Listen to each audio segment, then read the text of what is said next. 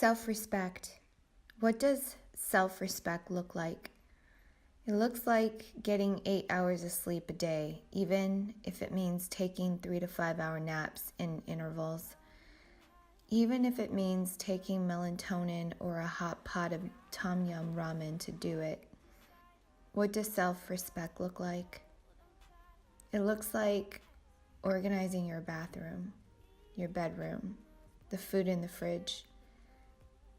It looks like meeting all basic necessities to eat, sleep, and clean. It means clear coating my nails, putting lip balm on my lips, putting on my favorite perfume, wearing my favorite eye color to accent my exotic Asian almond eyes. And let's keep it real. In Germany, I'm still exotic.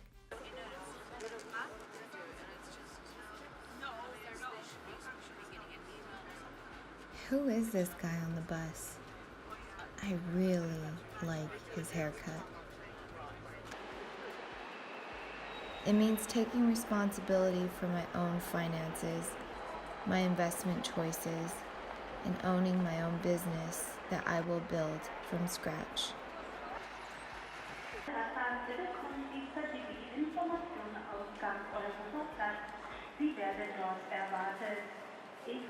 What does self-respect mean? It means planning, just enough to get to places Holy Spirit moves me to go.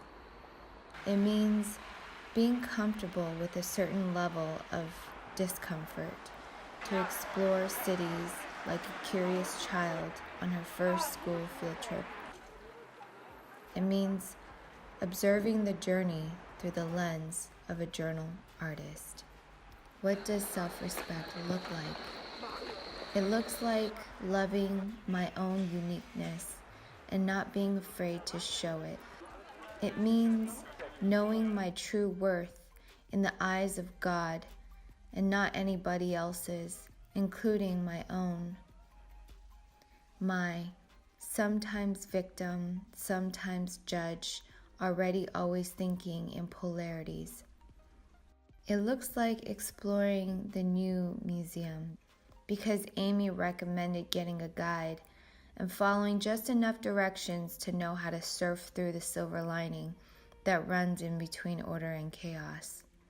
It means knowing who I am today. And today, I am a journal artist, a storyteller, and an entrepreneur. When I'm in flow, when time, space, and distance disappears, or rather, collapses, or both, the line of communication sharpens.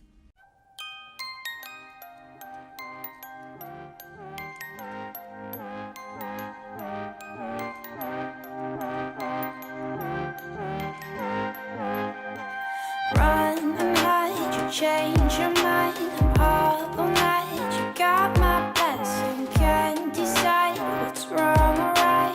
Hold on tight, is all I'm asking. Time ain't easy on us, we will never know where we'll end up. I will follow where you go.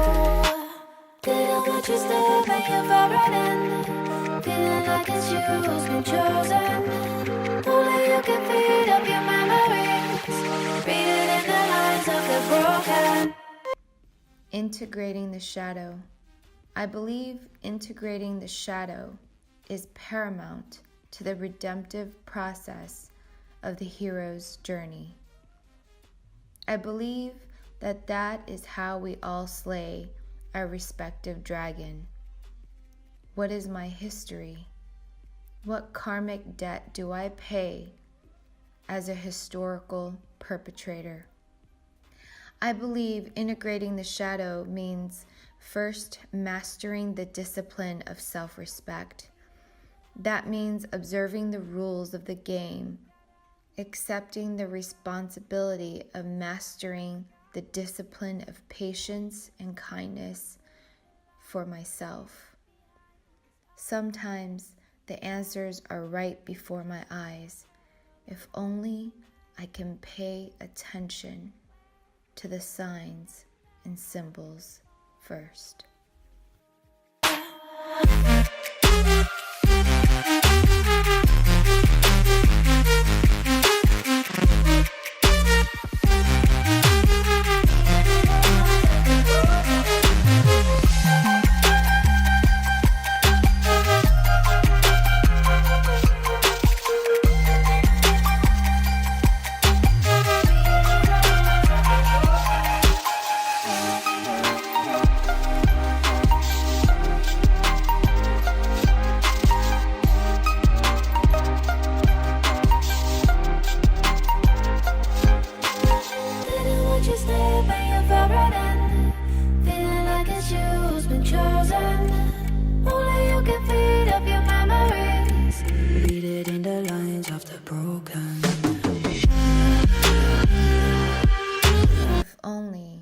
I pay respect to the ancestors that have carved the hero's journey before me.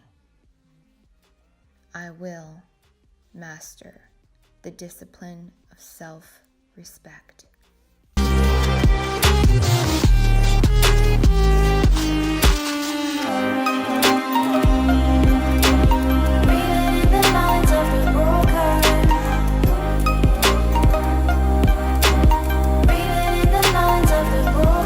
Part, but she also represents the spirit of potential renewal.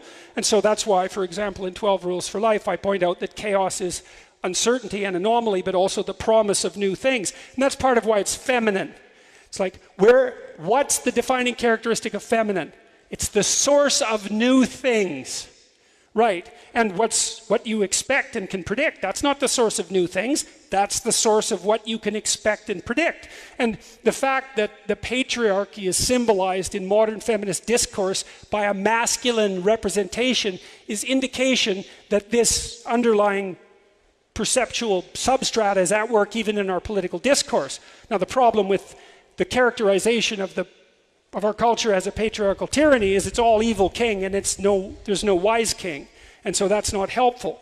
And there's no evil queen, which is also not helpful because there's always an evil queen, just like there's an evil king. Anyways, Osiris falls apart. Isis comes up, queen of the underworld, and she searches across Egypt to find Osiris's phallus, and she makes herself pregnant. And what does that mean? Well, it means when things fall apart, there's the possibility that something new will be born. That's actually a story of the human condition. And it's really useful to understand this because when you're moving forward in life and you attempt to maintain or transform the cognitive structures, the perceptual structures that protect you, now and then you're going to hit something. So sometimes something malevolent, sometimes your own malevolence or sometimes someone else's, and it's going to shatter you into pieces. And everyone knows this because, well, sometimes it's tragedy. You get sick or someone you love gets sick and that tears you apart. Or sometimes you're betrayed at work. You've worked very hard for a promotion and you trusted someone to work alongside of you and they stab you in the back and you're left with nothing. And your world falls apart. And people say that. Things fell apart. Isis makes herself pregnant. And she gives birth. She gets pregnant. She gives birth to Horus. And Horus is the Egyptian eye, right? A very famous symbol, everyone knows it, and Horus is also a falcon. And the characteristic of the eye is that it can see, so it's the thing that Osiris was missing, because he turned a blind eye. And the falcon can see everywhere, it flies above, and it's like the eyes of the king. The only thing that can see better than a human being is a predatory bird. And so the Egyptians used the predatory bird and the eye as the symbol of the capacity to pay attention. Horus grows up outside the kingdom, like we all do, because we're all alienated from the parts of our culture that are falling apart. We all grow up to some degree in the underworld because our culture isn't perfect. And when he grows up, he goes back to confront Seth, his evil uncle, and he has a terrible battle with him. And so they have a terrible battle, and unsurprisingly, because like Seth is the very symbol of the malevolent predator. And that's a terrible thing to encounter, especially if you're naive. Like if you're naive and you encounter true malevolence, it will damage you physically and psychologically. You better be prepared. And even Horus has a terrible time because he fights with Seth and Seth tears out an eye. And that's the famous Egyptian eye. But Horus overcomes Seth and he gets his eye back. And then you think, well, the story should end. Horus puts his eye back in his head, and now he's king, right? The rightful son of the long-lost son of the rightful king has returned to establish peace and harmony. But that isn't what happens. What happens is that Horus goes back to the underworld, and he finds the ghost of Osiris in the underworld, lying there in a semi-animated state, dead for all intents and purposes, but being immortal, capable of being revivified, and he gives him his eye. And that revivifies Osiris, because now, instead of the old state being willfully blind and subject to disintegration by malevolence, it can see. And so then Horus and Osiris join arms, metaphorically, and they go back and rule the kingdom together. And so the Egyptians knew that the proper sovereign was the conjoined union of tradition and attention and vision. So that's the union of the living and the dead, and that's why the pharaoh was the live pharaoh and the dead pharaoh at the same time. And that became emblematic among the Egyptians of the eternal soul. It's unbelievably, metaphysically, theologically, unbelievably brilliant, and a tremendous solution to a complex problem, and also a moral burden. It's like, well, how do you stop the state from deteriorating? By waking the hell up, and by seeing what's in front of your face, and by confronting malevolence when it manifests itself in its nascent form.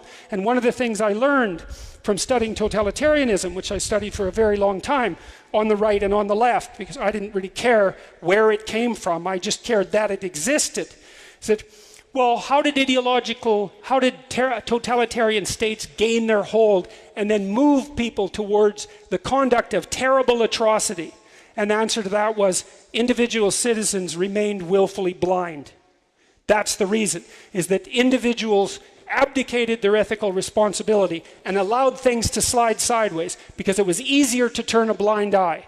They lost their power of speech. They sacrificed that. That's the eternal logos, if you think about it from a mythological perspective. And they were not willing to see what was in front of them. And the consequence of that is the slow degeneration, or perhaps a fast degeneration, into something closely approximating hell.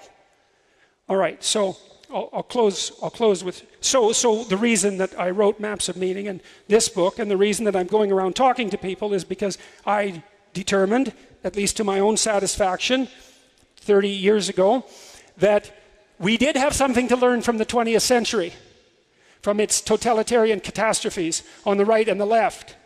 We're not supposed to forget, right? That's what we tell each other, never forget. It's like, well, never forget what? What did you learn precisely? Because you can't remember what you don't understand. It's like, well, whose fault was it? You read about Nazi Germany, and you read about the Soviet Union, and you read about Maoist China, and you read history and you think, well, I was a victim or I was a hero, but you never think, oh no, I was a perpetrator. And that is what you should think, because if you read history properly, you don't just read it as a victim and a hero, you read it as a perpetrator. And you think, well, all right, if the same temptation emerged now in our cultures, what makes each of us think we wouldn't fall prey to exactly the same catastrophe? And the answer is, well, you would, in all likelihood. And then you might think, well, you don't want to. Perhaps you think that. Enough of that sort of hell. It's like, but then you better be awake, and you better say things truthfully. Because if you're asleep and you turn a blind eye and you say things that are false, then that's what beckons, and that's on you. If it's good, I'll be honest, it has to be like authentic quality for us to put it in the book.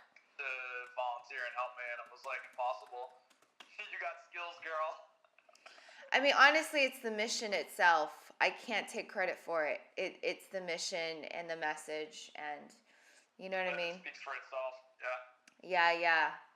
Absolutely. And it's a nonprofit too. I mean, it's a 501c3, so that gives its own credibility, you know what I mean?